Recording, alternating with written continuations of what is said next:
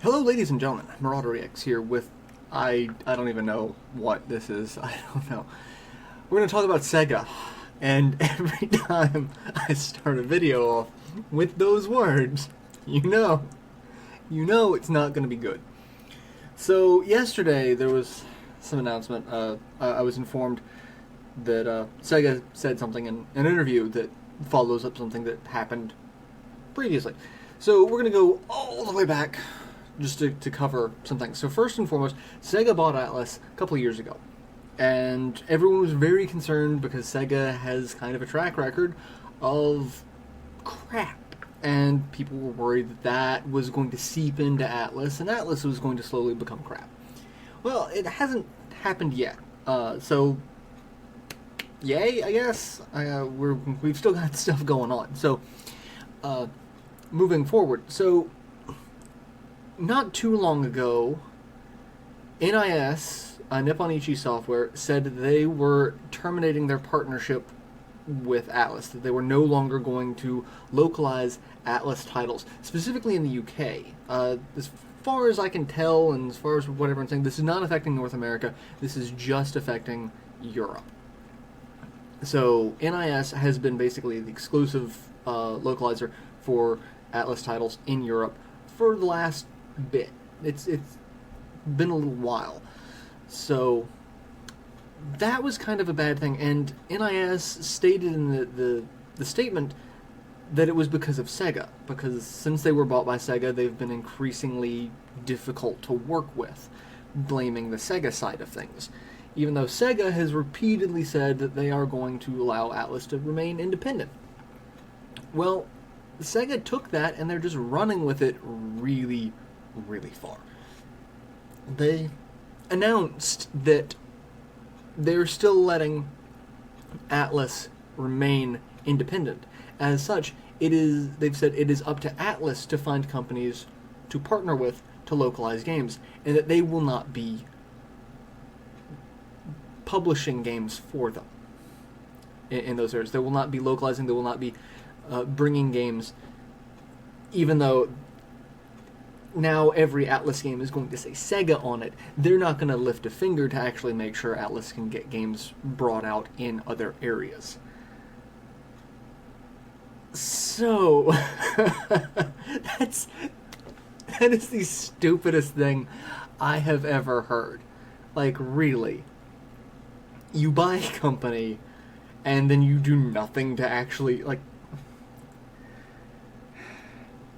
I spent a while trying to find... Like, I spent the last several hours, this morning and last night, trying to figure out as much information about this as I can, and really, no information that I've been able to find on it makes any level of sense. This is all just psychotic. So we have... SEGA is fractured into three parts. You've got SEGA of America, SEGA of Japan, SEGA of Europe. You've got three main factors. And then you've got Atlus, that is owned by SEGA, that is just kind of doing its own thing. So basically you have three companies that really, none of which has any sort of defined leadership over they're all kind of acting kind of autonomously, and they're doing nothing to actually work with the other branches to actually do anything. And now it's affecting Atlus. So it's a case...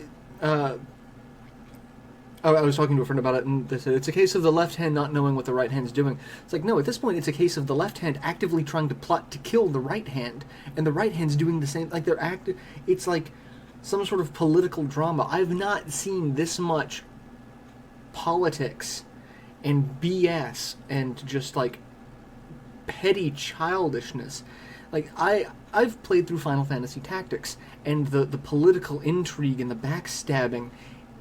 This is, like, I could make an RPG of this drama, and it would sell like gangbusters, because, like, not even Game of Thrones has this much backstabbing, literal or metaphorical. Like, I can't. I don't know. Like I said, so far this is not really affecting North America. It really affects Europe, but we are past the point in the gaming industry where these three markets are being so sectioned off from each other. It's ridiculous. All three markets have a huge, viable fan base for basically anything. I've seen some comments that, yeah, RPGs just don't sell well in Europe. I'm pretty sure I heard the same thing, way back when, that, RPGs just don't sell well in North America, and then Final Fantasy VII came out. Idiots. Just idiots. But we've hit a point where we should not be, there should not be huge gaps in one region getting a game over another. If a company is planning on releasing it outside of whatever country it's developed in, if it's developed in Europe and they plan on releasing it to North America, then, or North America and Japan, but they do a staggered release, we're past that. We're actually hitting a point where that's no longer, a viable business strategy. And we're past the point of region-locked consoles and media, because there's no point to it anymore. I could kind of understand it back in the cartridge days when, you had NTSC and PAL regions and you had different register rates, 50 hertz versus 60 and that sort of thing. I could understand that because games actually physically had to be altered. But it all goes back to the issue with, the Nintendo localization issues of, if it's going to be released in Europe with an English track, why not release it in North America? What's the point of not doing that? Now it's working in reverse, and Europe has always kind of got a little shafted in a lot of these things. There are some titles that Europe got that North America didn't, but for the most part, Europe is the one, they're the ones that get the short end of the stick more often than not. And this is petty. This is terrible. It's horrible business practices.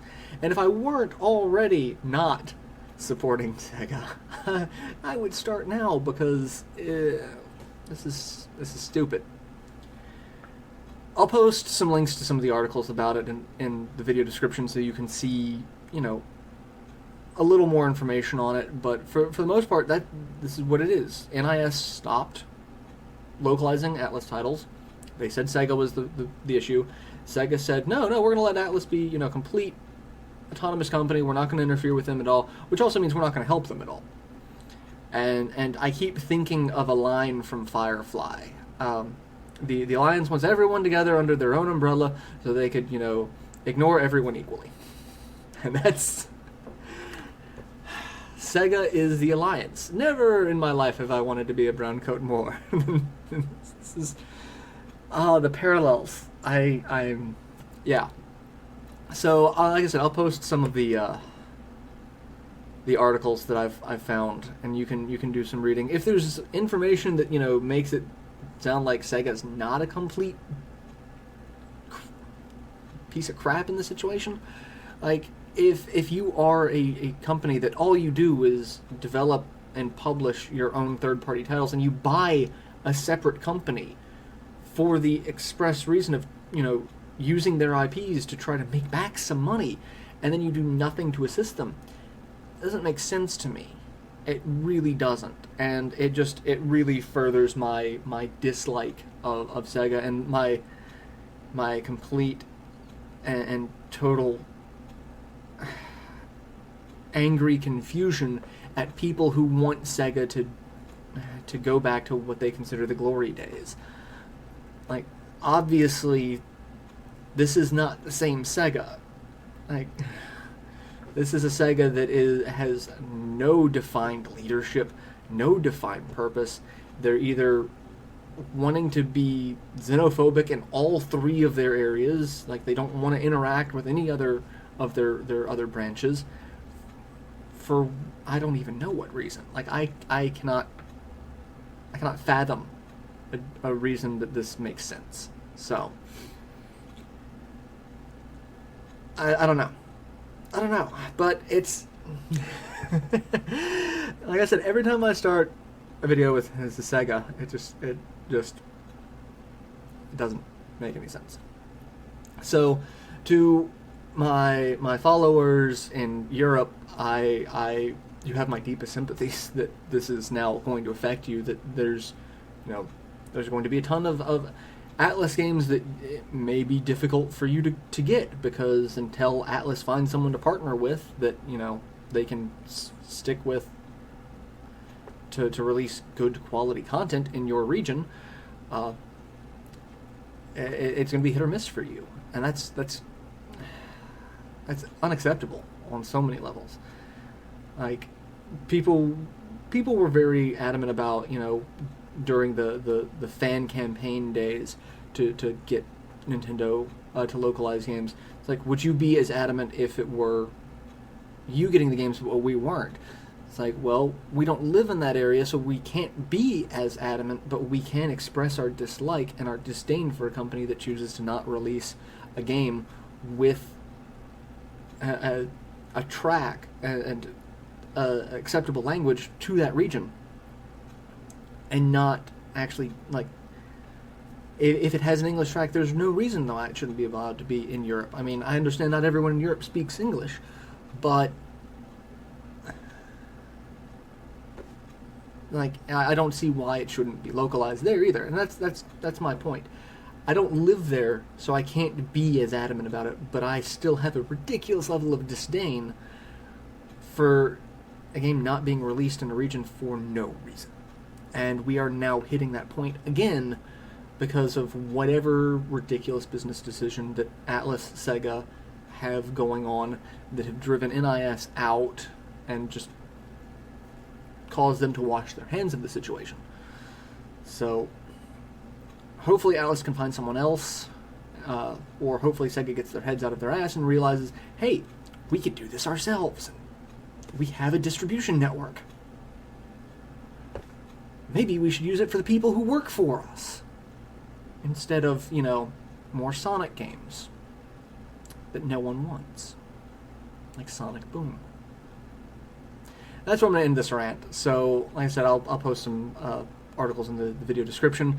Let me know your thoughts on the matter. If you are a European viewer and you have more information that, you know, maybe another company stepping in that there's not a lot of press here in the US about, that sort of thing, let me know, because I would love to know that this is not a complete farce. But from everything I can see and everything that I've found out through, you know, talking to people and reading, it's a complete farce. So maybe, just maybe, that there is a silver lining to this that I just can't see yet. But I doubt it. So I will catch you all later. Hopefully without as ridiculous a rant next time. Till then, later everyone.